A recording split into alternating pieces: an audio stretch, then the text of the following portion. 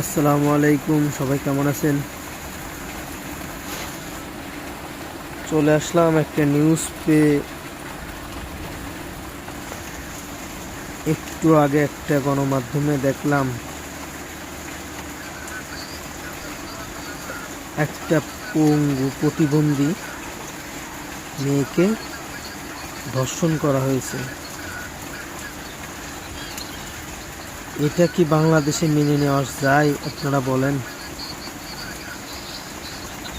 একটা প্রতিবন্ধী একটা মেয়ে, তাকে ধর্ষণ করেছে, তাহলে কত বড় নিকৃষ্ট মানের মানুষ এই বাংলাদেশে এখনো বসবাস করে থাকে।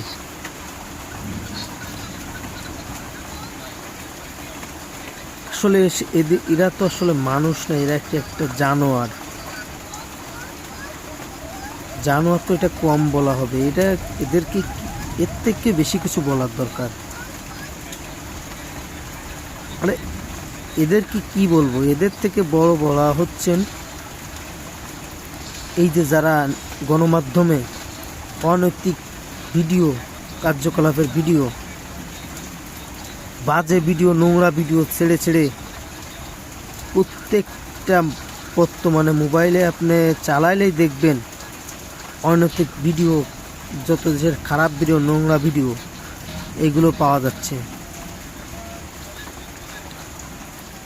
এগুলো বন্ধ না করলে তো কখনোই এই দর্শন থামাতে পারবেন না, কেউ পারবে না, বাংলাদেশের কেউ পারবে না, কোনো প্রধানমন্ত্রী পারবে না। এইগুলোর কঠোর ব্যবস্থা নেন মাননীয় প্রধানমন্ত্রী। এইগুলোর ভাবে কঠোর ব্যবস্থা নিতে পারলে বাংলাদেশের মেয়েরা নিরাপদ থাকবে। এই নোংরা ভিডিও দেখে দেখে এরা এইগুলো সাহস পায়, ব্রেনটে চলে এদের উল্টাপাল্টা এইগুলো ভিডিও, নোংরা ভিডিও দেখে দেখে। এইগুলো বাংলাদেশ থেকে বন্ধ করতে হবে। এই নোংরা ভিডিও যারা করে এদের বিরুদ্ধে আইনগত ব্যবস্থা নিতে হবে। যদি নেওয়া যায়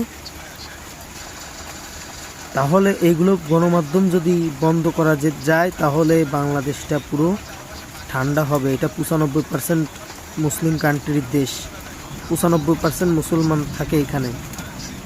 এইখানে কি এইগুলো মেনে নেওয়া যায়? আপনারা বলেন। এগুলো কখনো মেনে নেওয়া যায় না এখানে।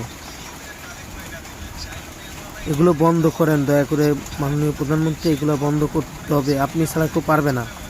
আপনি এই বাংলাদেশের গার্ডিয়ান, আপনি পারবেন।